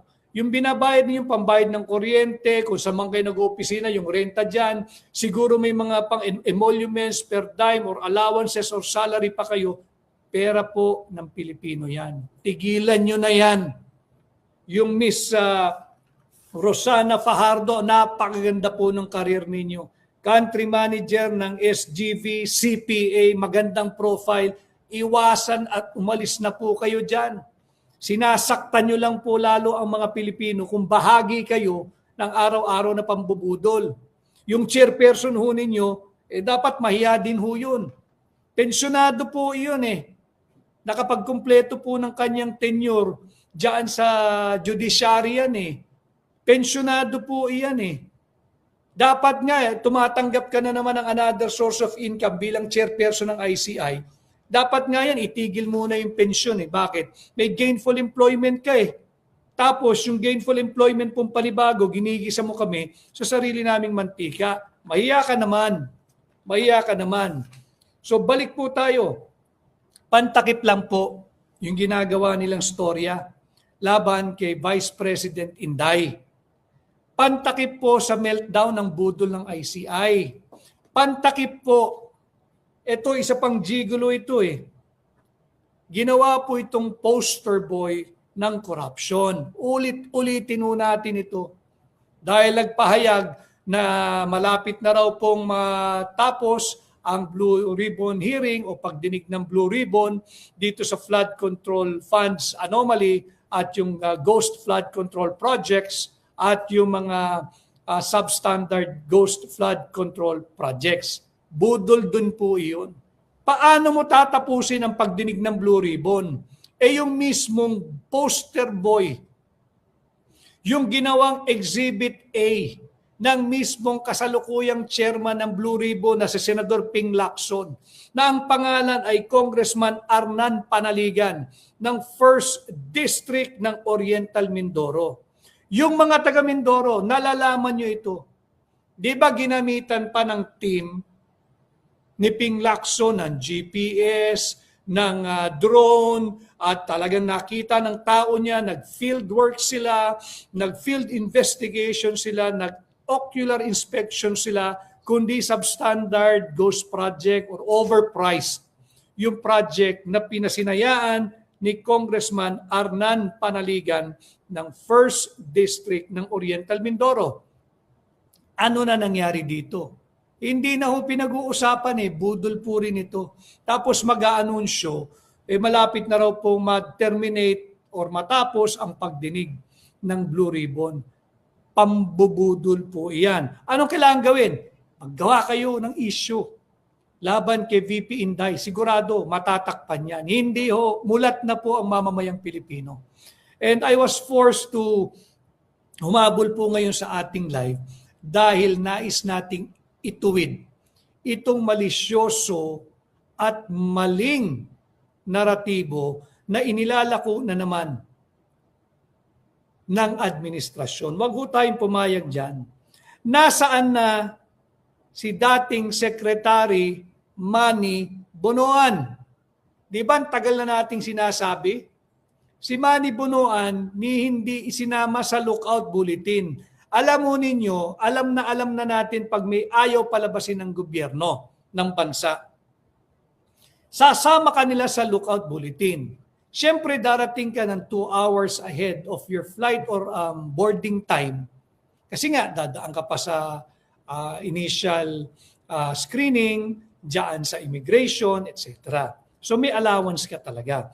Ang ginagawa hong sistema dyan, pag may pinag-iinitan ng gobyerno o talagang may binabantayan ng gobyerno, sasama ka sa lookout bulletin hanggat wala pang hold departure order. Kasi yung HDO, maaari ka lamang isyuhan kapag ka meron akong kaso. At korte lamang ang pwedeng mag-hold departure order kahit kanino man. Hindi ang executive, hindi po ang Office of the President, hindi po ang DOJ, ang korte. Yung lookout bulletin, mandato po iyan ng Bureau of Immigration under the DOJ. Ngayon, ang gagawin po ng lookout bulletin, ide-delay ka lang. Ide-delay ka lang, ipaparamdam lang sa'yo na yung kanilang kunwa-kunwaring pag-background check, etc., pag-check ng dokumento mo, sasagarin ka sa oras. Paparamdam sa'yo na hindi ka na makakasakay. Hanggang sa hindi ka nga makakasakay. Hanggang sa hindi ka nga makakaboard. Hanggang sa may iwan ka nga ng biyahe mo. Itong si Manny Bonoan, pinuno ng DPWH, kung saan talaga doon siningit lahat ng insertion tungkol dito sa maanumalyang flood control funds and flood control projects. Pinalipad Pinalipad si Manny Bonoan. Kung si Saldico, kinansila yung pasaporte, wala po silang galaw kay Manny Bonoan. Wala silang aksyon dito kay Manny Bonoan. Anong gagawin para makalimutan? Banatan si VP Inday. Kasuhan si VP Inday. intrigahin si VP Inday. Predictable na ho. Predictable. At hindi ito nakikita ng administrasyon. The reason bakit hindi sila makaahon-ahon sa kumunoy na kanilang kinasasadlakan sapagkat they have become too predictable. Kinakailangan ilalagay lagi ang Duterte name, kahit sino pa sa Duterte, sa chopping board.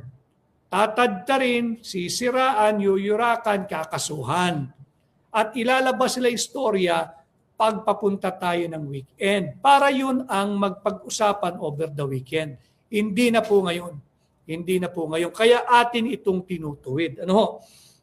Nasaan na si Manny Bonoan? Bakit hindi makansila ang pasaporte ni Manny Bonoan? Kaya ginagawang pantakip si BP Inday. Di ba sinabi rin ng chairman ng Blue Ribbon, si Ping Lacson, armored vans, truck ng pera ang dinedeliver sa Diamond Hotel para kay Adrian Bersamin. Kasali diyan si Yusek Tridgib Gigolo Olaybar. At siyempre, kabahagi doon sa kanilang sweetheart deal, Secretary Mina Pangandaman. Nasaan na yung mga truck or armored vans na naghatid ng pera sa Diamond Hotel? Ang dali namang imbestigahan yun eh. Sinunod nga ng isang online news platform yung ating isang pagla-live, di ba? Tayong pinakita natin yung conduction sticker. Conduction sticker nung Maserati na kulay gray na nakaparada katabi ng mga maleta. Pero inispin po iyon eh. Inispin po iyon. Sapagkat ang nagmamay-ari po talaga noon, hanapin ko lang po yung notes ko tungkol dyan. Yung Maserati Gray na yan, na nagkakahalagang 20 million, pinasok po ng Brilliance Motor Corporation. Yung pag-spin po, naging Sukali Trading Corporation na yata, yung pag-aari ni dating party list Congressman Sam Bersosa. Ang nagpasok po noon, yung Brilliance Motor Corporation. Bakit hindi nagsaliksik kung sino ang may-ari ng Brilliance Motor Corporation? Bakit? Tatagos po iyon kay Martin Romualdez. Kaya inililihis nila na mali-mali daw yung naratibo ni Saldico. Ulitin ko, si Saldico, hindi po santo yun. Hindi po santo yun. Hindi santo si Saldico, hindi po malinis yun. Isa yan sa dahilan kung bakit tayo nalulugmok sa korupsyon. Pero hindi po siya ang mastermind. Hindi po ganun kagaling yun. Tuso po yun. Corrupt po iyon. Pero hindi po yun mastermind. Ano? So yung truck o armored vans na nagde-deliver ng pera sa Diamond Hotel, ano na nangyari dito?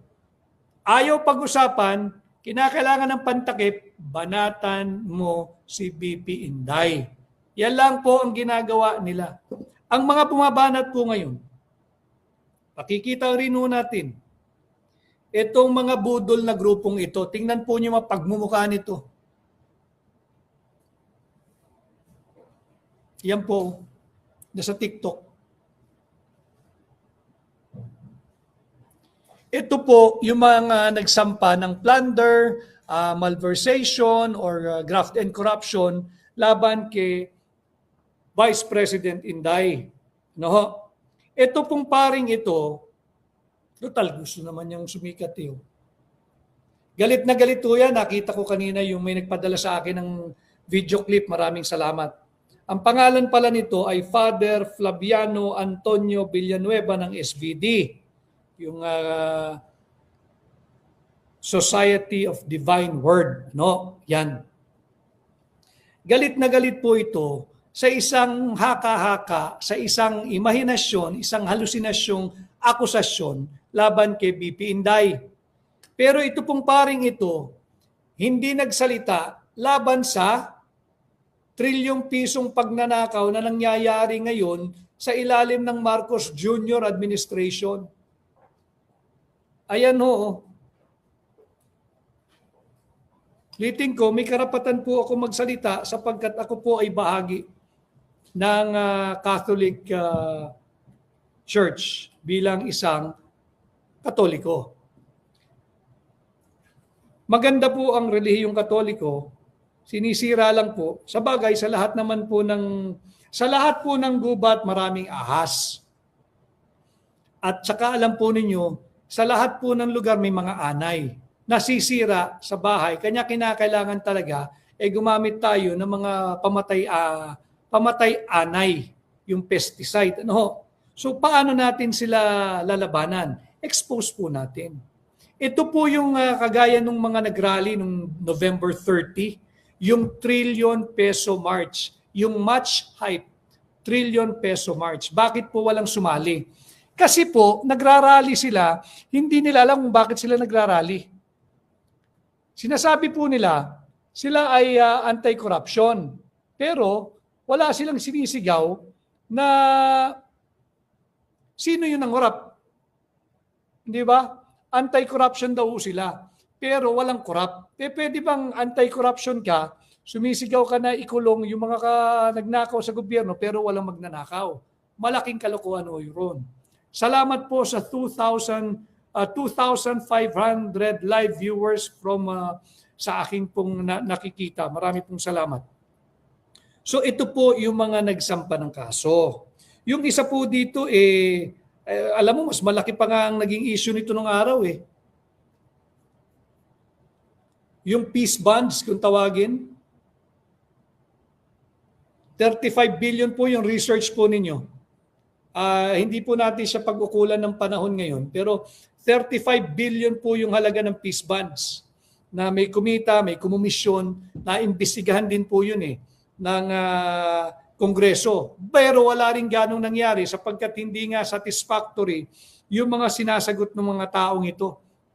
35 billion po yun I-research po nyo, peace bonds, 35 billion pesos. Ang nag-imbestiga po niyan ay yung aking primo, si Congressman Rufus Rodriguez ng Cagayan de Oro.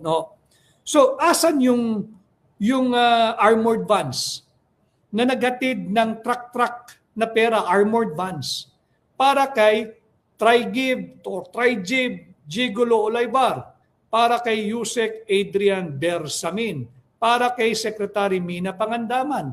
Pinagtatakpan na po nila, binubudol po tayo ng mga ito. Nasaan na yung Christopher Ko, kapatid ni Saldico, yung presidente o chairman ng High Tone Construction and Development Corporation? Hindi ba't nung mga unang araw ng pagdinig ng Blue Ribbon na ang chairman pa ay si Senador Dante Marcoleta, agad itong nagpa-hospital sa Bicol, may sakit, pumalo daw ang presyon, kaya nagpa-confine. Tagal na ho nun. Baka naka-confine pa rin ito o baka nakalabas na rin ito ng bansa. Nasaan na yung dalawang tao na binabanggit palagi na tao ni Saldico?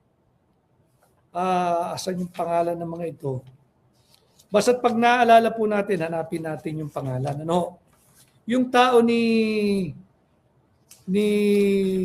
Saldico, yung hindi na ho nakikita, hindi na rin ho pinag-uusapan Yung Paul Estrada. Yung Paul Estrada, nasaan na? Hindi pinatatawag. Yung Ponyong Gabonada na tao ni Martin Romualdez, nasaan na? Walang kaso. Di ba dyan nakikiusap daw yung mga congressman na mabigyan sila ng insertion? Ponyong Gabonada, yung Paul Estrada, at ano pa mga pangalan nito? Mga ano ho ito mga nawawala. Mga pinangalanan din po ito ni Sergeant Orly Gutesa na nawawala na rin. Sergeant Orly Gutesa ng dating nagsilbi sa Marine Intelligence Service. Yon, John Paul Estrada at Mark Tiksay. Yung pamilya po nito, sana kausapin nyo itong mga ito. Hirap na po ang Pilipinas. Huwag nyo na pong pagtakpan. Yung Mark Tiksay at John Paul Estrada, nawala na rin. Kinakailangan pagtakpan. Kanya ang kanila pong naratibo, banatan si BP Inday. Ano po ang ginawa? Merong affidavit umano yung a certain Ramil Madriaga. Yung Ramil Madriaga ay kasalukuyang nakapiit. And to my understanding, he was previously convicted of a serious crime or serious charge of kidnapping, but subsequently, nag-acquit po siya on appeal sa Supreme Court. Please correct my facts if warranted. Ngayon po, ito ay nakakulong pa rin. Nakakulong pa rin sa kasong kidnapping. Kidnapping sinasabi niya, siya raw po yung bagman. Hindi lamang ni BP Inday, pati daw binanggit din ang pangalan ni Pangulong Duterte at ni Congressman Pulong Duterte. Ibig sabihin, he is painting himself as someone who is really, really, really trusted by the Duterte family. Imposible po iyon. Trusted ka ng ama, trusted ka ng vice-presidente, trusted ka ng kapatid na congressman. Napaka-powerful nung kanyang pag-estima sa kanyang sarili. At miyembro daw siya ng PSG, yung Presidential Security Group. Wala pong timbang ang salita ng isang taong nakapiit dahil sa kasong kidnapping kung iahambing mo sa bigat ng testimonya o direktang pahayag ng dalawang dating general, si isang Major General Jose Niembra at si dating Brigadier General Randy Cabangbang. Sino si retired Major General Jose Niembra? Siya lamang po ang dating commander ng Presidential Security Group, PSG. Sino naman? Itong retired Brigadier General Randy Cabangbang. Siya naman din po ay isang dating commander lang din naman ng PSG o yung Presidential Security Group. Ano ang naging testimonya o tahasang pahayag nila? Magkasunod po itong naging commander ng PSG. Doon sa mga panahon o taon na nakakasaklaw doon sa naging pahayag nitong Ramil Madriaga na siya raw po ay bahagi ng PSG family. Alam mo ninyo, hindi basta-basta ka pakakapasok sa PSG. It's a very, very close, small, and tight-knit unit in the armed forces because their mandate is to protect the president and the first family at all times. Hindi po basta-basta yan. Sinabi po ni retired Major General Jose Niembra at retired Brigadier General Randy Cabangbang. I hope I have pronounced the name of General Jose. Check ko lang baka namamali. Makakaya naman. Jose Ariel Niembra. Tama po. Major General Jose Ariel Niembra at Brigadier General Randy Cabangbang. Hindi nila kilala itong Ramil Madriaga na nagpapakilalang operatiba o opisyal o bahagi ng PSG family. So kung susuriin po ninyo, the words of these two former esteemed retired generals, Generals Jose Ariel Niembra and Brigadier General Randy Cabangbang, compared to the preposterous statement of a certain Ramil Madriaga who is currently in detention for the serious crime or charge of kidnapping, wala pong timbang ang pahayag nitong Ramil Madriaga. Subalit bakit lumabas? Bakit inilabas? Kasi nga po, uunahan nila yung storyang bagsak sadsad ang ating ekonomiya. Lumabas na rin po Pakikita ko po uli sa inyo, marami silang pinapatay na issue. Wala na pong nagpapayo ng tama kay Bongbong Marcos. Lahat po sila ay pang-propaganda na lamang. Wala na po silang maipakita Walang performance, wala lahat. Ayan po. Yan po ang ating gobernador ng Bangko Sentral ng Pilipinas na nagsasabi ang kanilang forecast or projection ng ating economic performance as a means of measure or measurement ay 3.8% na lamang ngayong fourth quarter. Bagsak po yan. Bagsak po yan. Kaya dito po sa ating Tinig Maisog, binibigyan ko po kayo ng masustansyang impormasyon at talakayan.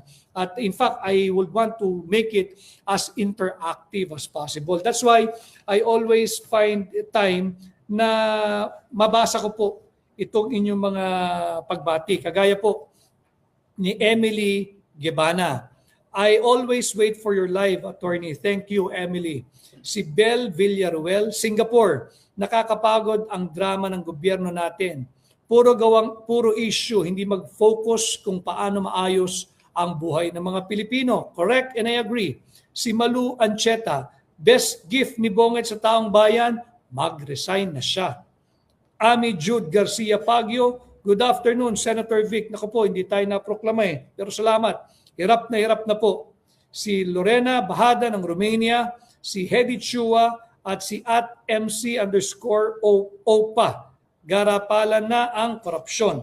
Titin ko ang piso kontra dolyar ngayon, nagsara po sa 59.097. Batiin rin po natin, mula po sa Sydney, Australia, si May Enrile Ocubilio.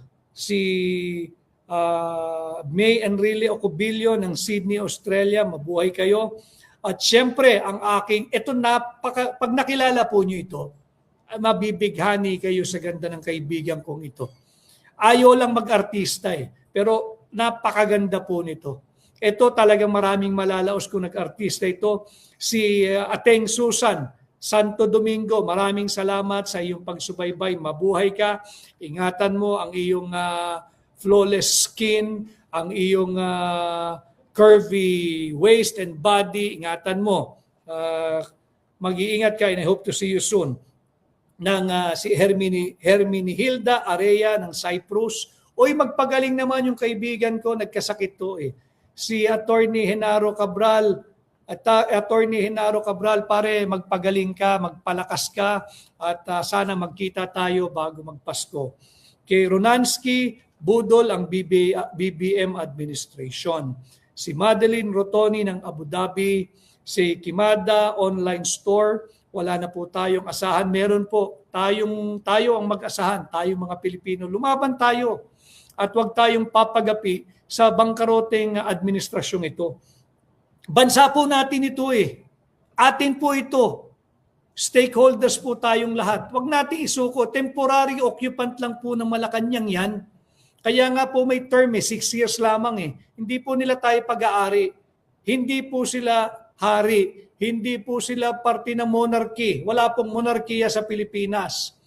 Wala pong ganun. Hindi nila tayo tao-tauhan, hindi nila tayo trabahante. Sila po ang ating trabahante. Yung ICI chairperson, yung sana sahod po niyan galing sa buwis natin. Pero anong ginagawa? Dati pa namang mahistrado, binubudol po tayo. Huwag tayo magpabudol dyan. Si Charina ba? Bisuna, thank you for doing this. Si Spencer Pula ng Cambodia, si Malubu, hanggang kailan ba tayo magtitiis?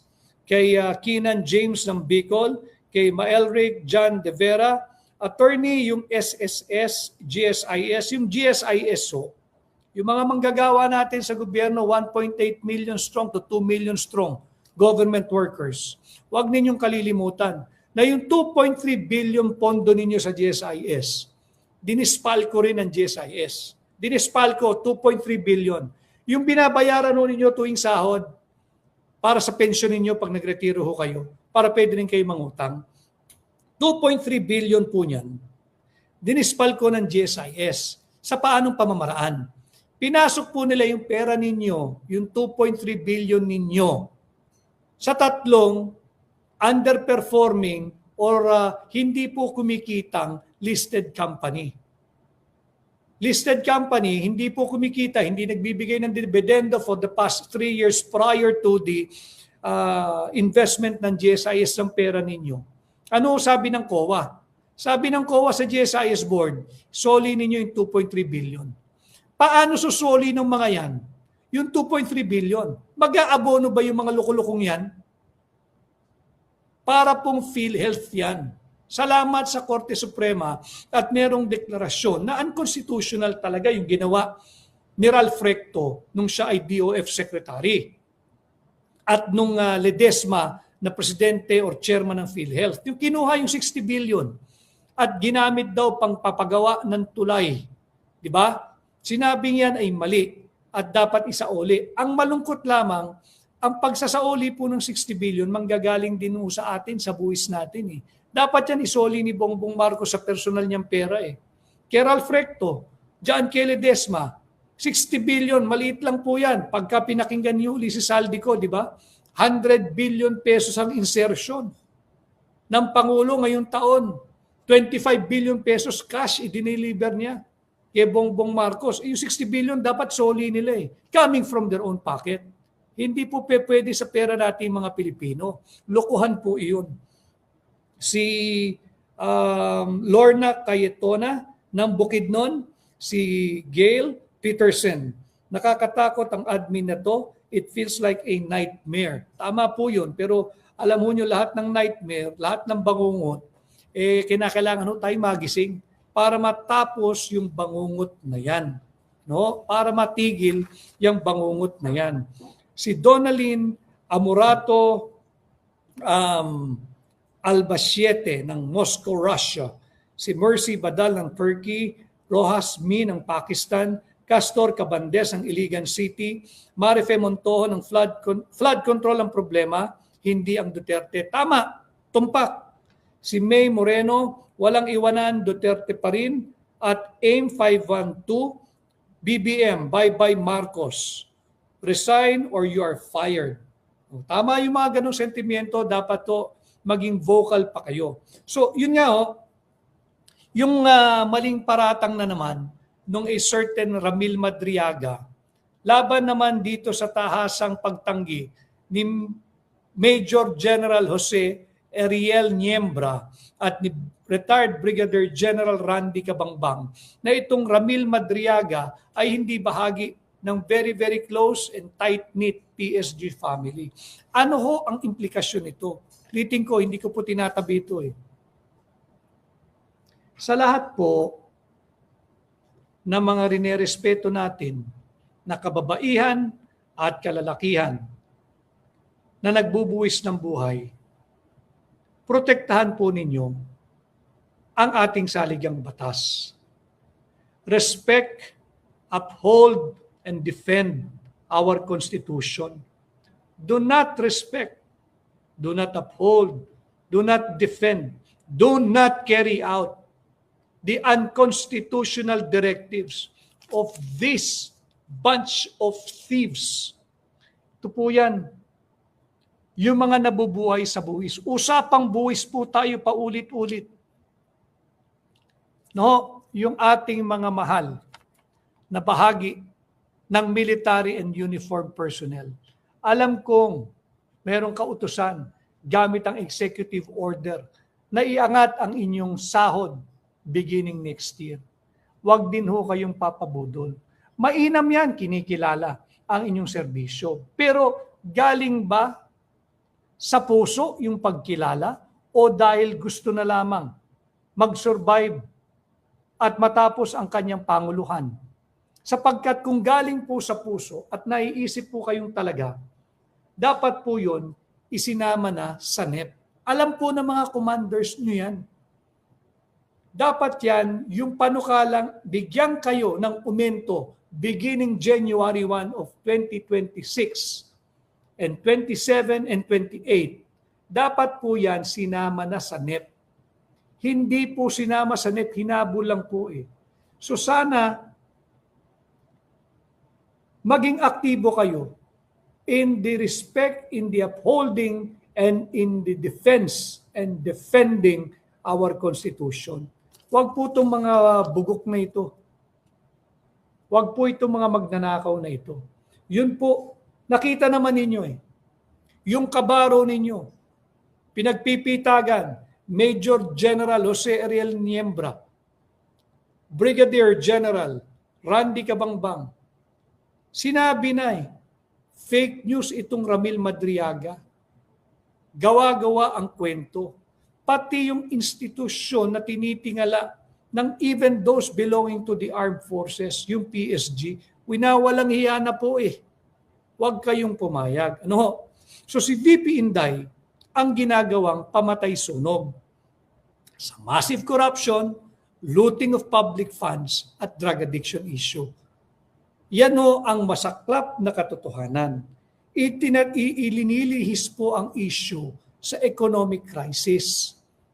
Ang ginagawang pantakip ay si VP Inday upang mapagtakpan yung 107 billion PDIC funds.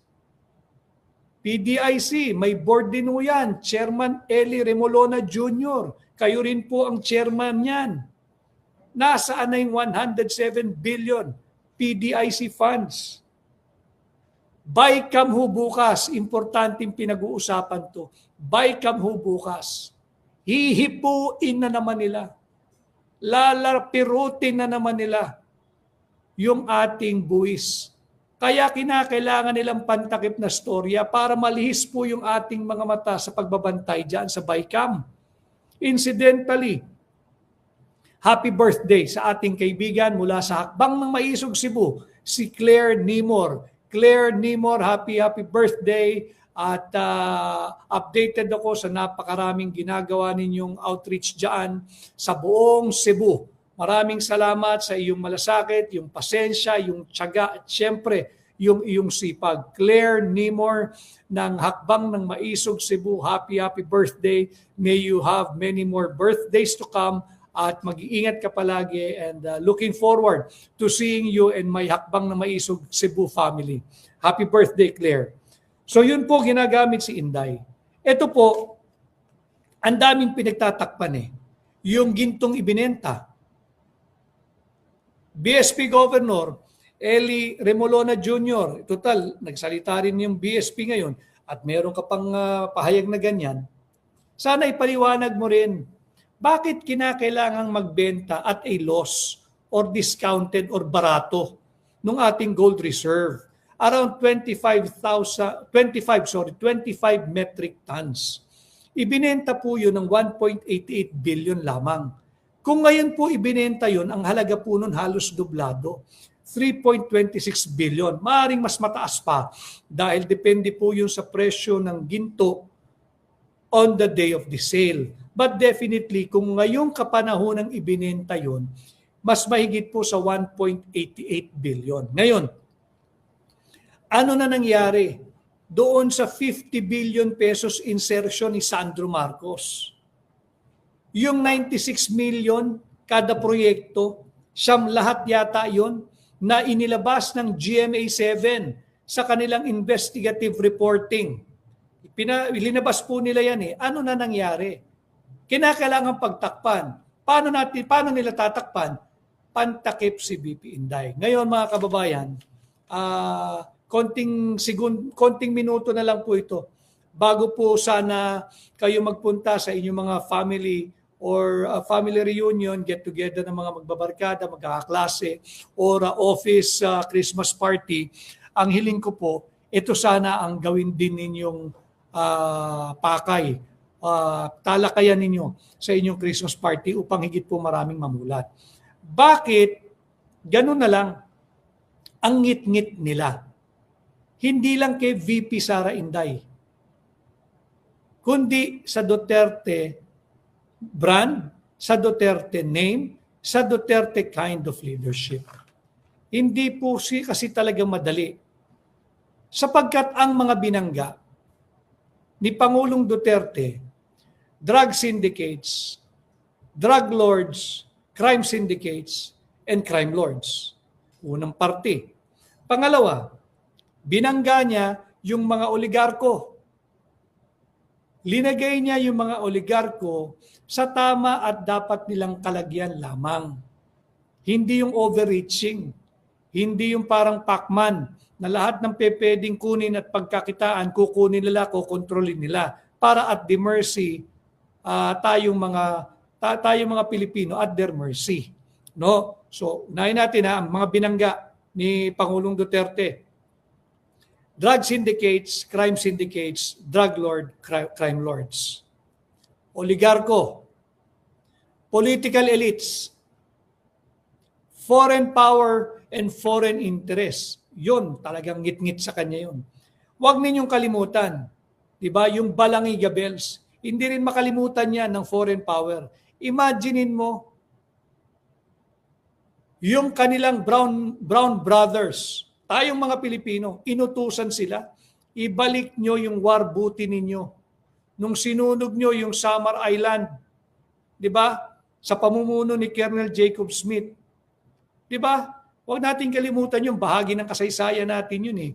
Hindi nila matanggap na yung war booty, yung bells ng Balangiga, isinoli nila sa Pilipinas. Bakit? Utos ni Pangulong Duterte. Ibalik ninyo yung Balangiga bells. Amin yan. Huwag niyong gawing war booty. Pinatay nyo na yung napakaraming Pilipino. Edad 10 pataas. Yan po yung kasaysayan. Nung sinunog nila, ginawa nilang howling wilderness, yung Samar Island. Huwag nating kalimutan yan, bahagi po ng ating kasaysayan. Sino pa ang nakalaban at hined-on ni Pangulong Duterte? Yung mga ipokritong leader ng simbahang Katoliko. Sakit na sakit sila eh. Bakit? Binisto sila, hinubaran sila eh. Pati yung sexual abuses, di ba? Inilabas yan ni Pangulong Duterte. At syempre, yung makakaliwang grupo. Yan ho yung mga hinaharap ngayon nung mga anak ni Pangulong Duterte, nung magkakapatid na Duterte, lalong-lalo na ni VP Inday. Kanya ginagawang pantakip si VP Inday. Nino, pakikita ko po muli ang larawan ng mga ito. Sakaling masalubong ninyo, di tanongin ninyo, ano yung pinagsasampa ninyong peking kaso? Ito ho, nagsampa ng plunder. Yan yung mga grupo. Yan, halo-halo na po sila dyan. May dilaw, may kaliwa, may ipokritong leader ng simbahan at kung sino-sino pa. No? Bakit po peking kaso? Pantakip si Inday, mga kababayan. Malinaw po sa ating saligang batas. Article 11, Section 2. Ano po muna yung Article 11, Section 1? Public office is a public trust. Ito po, malinaw po sa Section 11, Article 11, Section 2. Malinaw po dyan na para matanggal mo sa posisyon o sa pwesto ang Pangulo, ang Vice President, ang mga miyembro ng Constitutional Commissions, kagaya po ng COMELEC, ng Civil Service Commission, ng Commission on Audit, at pati Ombudsman, ay through impeachment. Itong mga pagkakaso pong ito, maaaring alam nila o maaaring hindi nila alam o nagtatanga-tangahan lang din sila. Kaya nga po kinakailangan kayo mag-intay hanggang sila matapos yung termino. Kagaya ni Bongbong Marcos, ang dami nagtatanong, bakit ang daming violation hindi pa kasuhan sa ombudsman? Kasi meron silang immunity from suit. Habang sila ay Pangulo, habang sila ay pangalawang Pangulo, habang sila ay miyembro ng Constitutional Commission, hanggang sila ay miyembro ay bilang ombudsman. Yan po yung malinaw na ipinag-uutos ng ating saligang batas. Article 11, Section 2. They can only be removed through the impeachment method. Ano ho? Ito dapat mag-intay na matapos yung termino. Pero itong mga ito, Bahagi po ito ng makinarya ng Budol Administration. Nagpapagamit po sila para pagtakpan at ilihis yung mga totoong issue ng lipunan. Katulad nga po ng economic crisis na ating kinaharap. Krisis na po ito. Kung mismong BSP governor na ang nagsasabi na ang projection ng Bangko Sentral ay higit mababa ang ating GDP performance or growth ngayong fourth quarter from 4% during the third quarter to 3.8% na lamang ngayong fourth quarter, may problema na po talaga ang ating ekonomiya.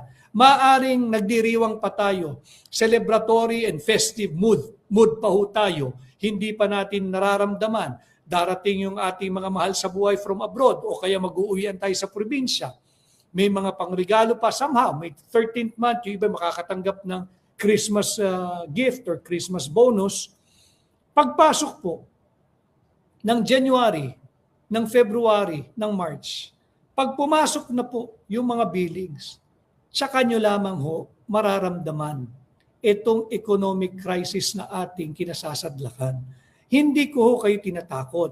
Ang pakiusap ko, gawin po ninyong baon ang mga talakayan natin dito sa aking pahina.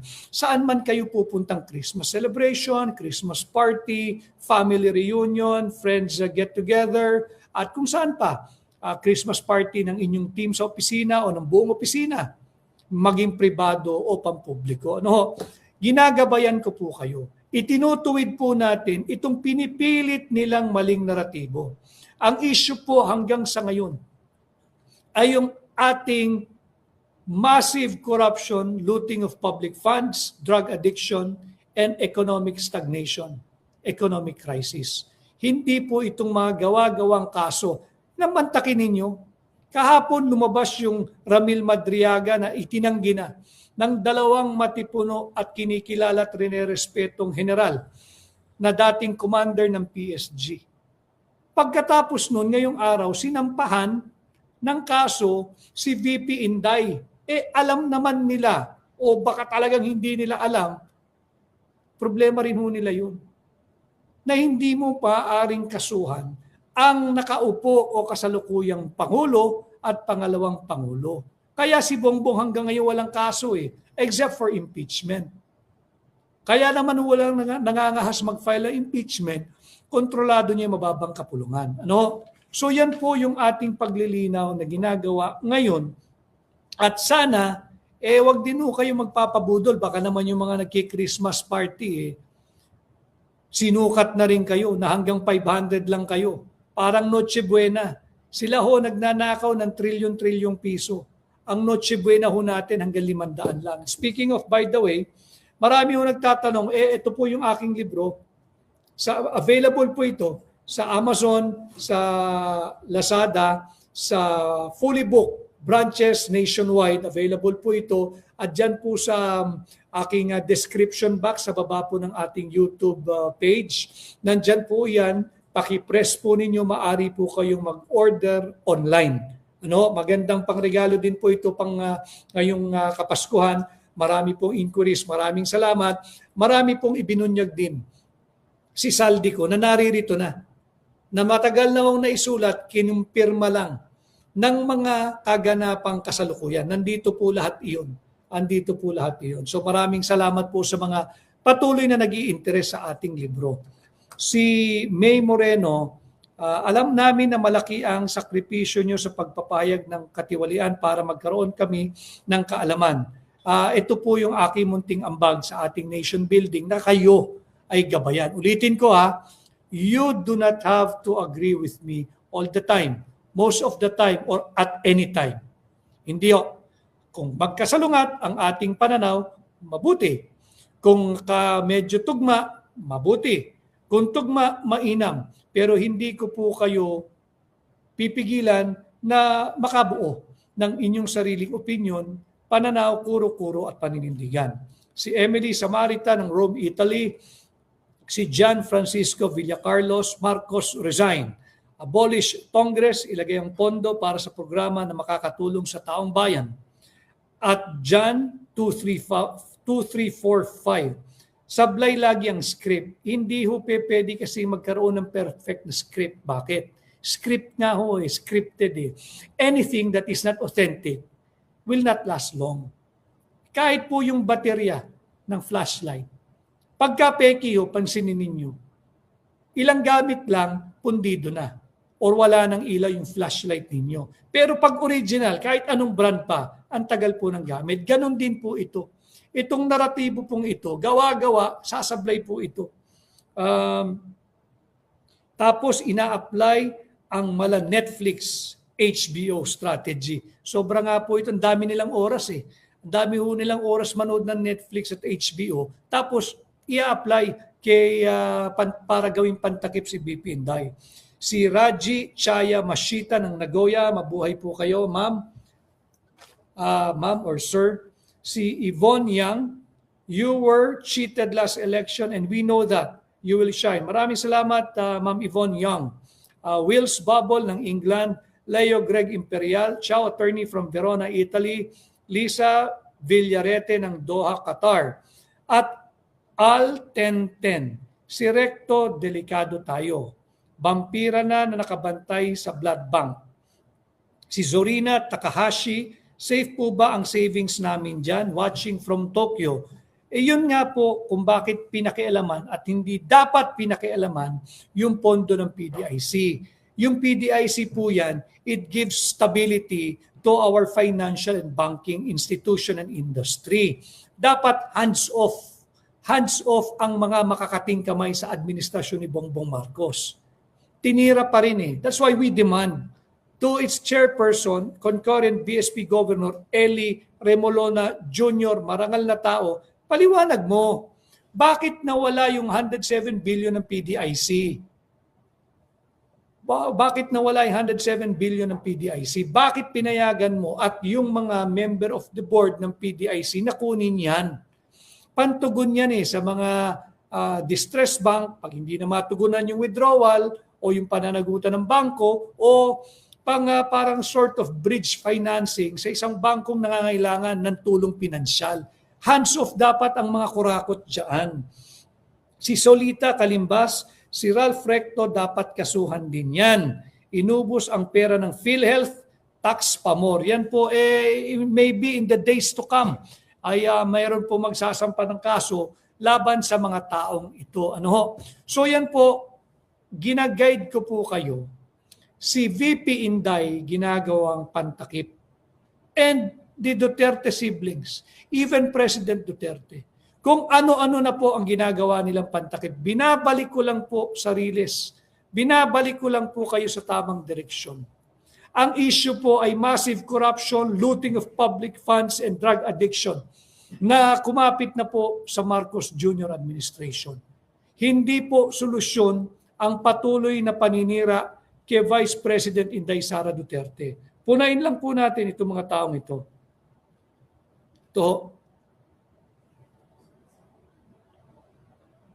Hindi po si Bongbong Marcos ang kinasuhan. Hindi po si Martin Romualdez, hindi si Saldico.